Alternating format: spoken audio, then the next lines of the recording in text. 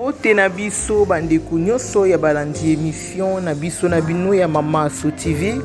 Merci encore na babone na biso na bandeko nyonso tout. Merci. Là to ekopesa biso sango ya bandeko na biso Mama Nadine, Mama Deyo, Mama bana oyo bakufaki bana ya papa Mangwasa. Toye kopesa bino sango na sens que Mama na biso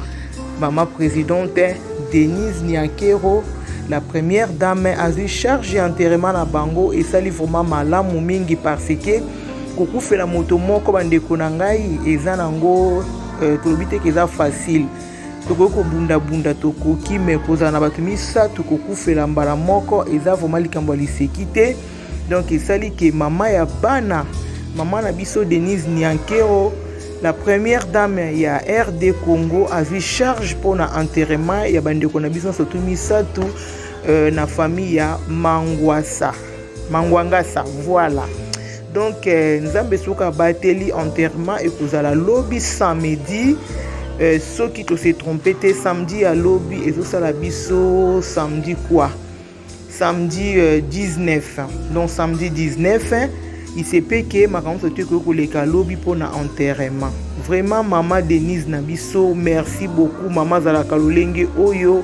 Maman Vuma Zala Kalolenge Oso totali na bilili to komona ke Maman pesi loboko pona kusunga bandeko na biso o misatu basé kokufa Maman Nadine na bana na ye bango mibale ya basi tala batemi lokola vraiment ba camarades. Molimo na bango ekoni kopema toujours na kimia, nzambe azala toujours mobateli na bango na famille o mobimba et puis ba cérémonie nyonso to ekoleka to pesika na maboko ya nzambe kimia pena na mokonzi ekamba famille oyo. Bongo to lancer encore aussi appel kaka na bandeko balingami ya partout oyo nyonso to yebi situation o eleki na famille ya papa na biso pasteur Mangwangasa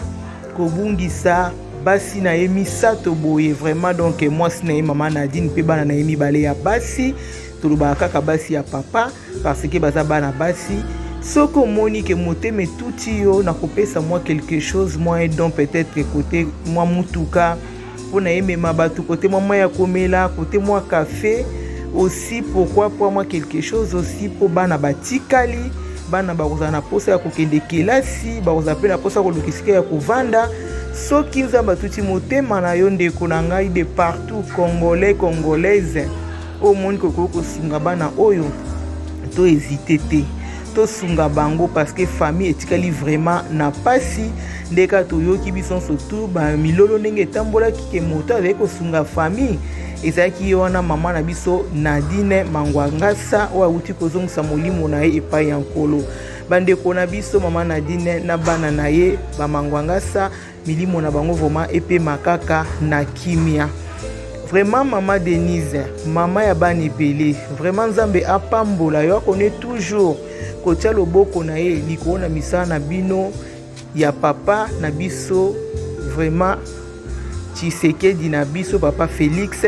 et puis yo muto sali kokamba papa na biso tango nyonso tout loboko ne ezala vraiment toujours likona na bino na misala nyonso tout nzamba pesa bino mayele ndenge ni ya ko continuer kokamba mboka oyo. Wana bana na biso tozali komona bana na biso basi kitoko vraiment basili kokende tokoloba nini tokolobaka merci epai na nzambe parce que nzambe ya pesaka yende motazwaka ena yango bandeko na ngai wana Mama so aili susu kopesa mwa moke conseil na biso bayo totikali Maman Nadine na biso aute kozungisa molimo na ye epai na nkolo na nzela ya bambeli elongo na bana na ye bambeli makambo ebele auti kokufa elobi te ke biso toza spécial koleka bango biso totikali eloko tokoki kosala kaka kosenga toujours ngolu na nzambe ezali koona biso totikali totambola vraiment na botosi na kobanga vraiment nzambe ekozala malamu mingi surtout na bavi na biso kotambola vraiment droit ekozala malamu parce que